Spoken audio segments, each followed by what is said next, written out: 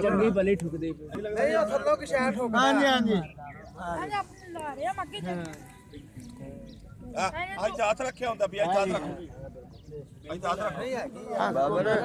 ਅੱਜ ਹੱਥ ਰੱਖੋ ਹੱਥ ਦੇ ਨਾਲ 60 ਵੱਜ ਰਹੀ ਪਿਛਾੜੀਓ ਹੱਥ ਦੇ ਨਾਲ 60 ਵੱਜ ਰਹੀ ਅੱਜ ਹੱਥ ਰੱਖੋ ਆਵੇ ਖਾਦਰ ਆਵੇ ਇੱਥੇ ਆਉ ਹੱਥ ਰੱਖ ਇੱਥੇ ਪਿਛਾ ਹਟੋ ਨਾ ਪੁੱਤਰ ਜੀ ਖਲਿਆ ਪਿਛਾ ਤਾਂ ਮੈਨੂੰ ਦੇਖਦੇ ਪਹਿਲਾਂ ਮੈਨੂੰ ਚੱਕਰ ਆਉਣ ਲੱਗਦਾ ਜੀ ਅੱਜ ਹੱਥ ਰੱਖ ਨਾਪ ਕੇ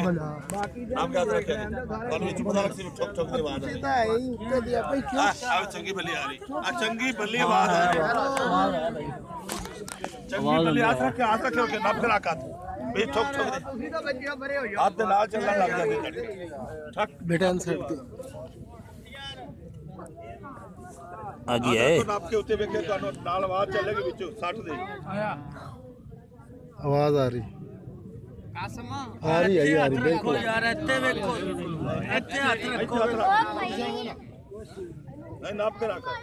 ਬਿਲਕੁਲ ਭਾਈ ਨਾ ਆ ਰਹੀ ਹੈ ਆ ਰਹੀ ਯਾਰ ਅੱਜ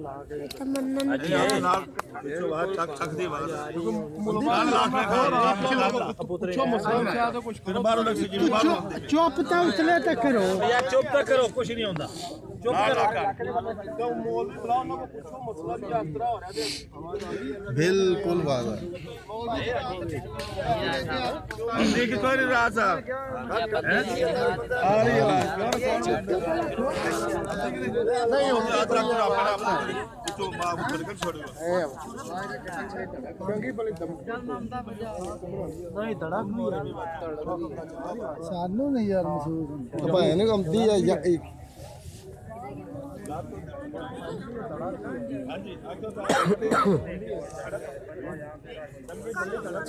ਠੀਕ ਠਾਕ ਆ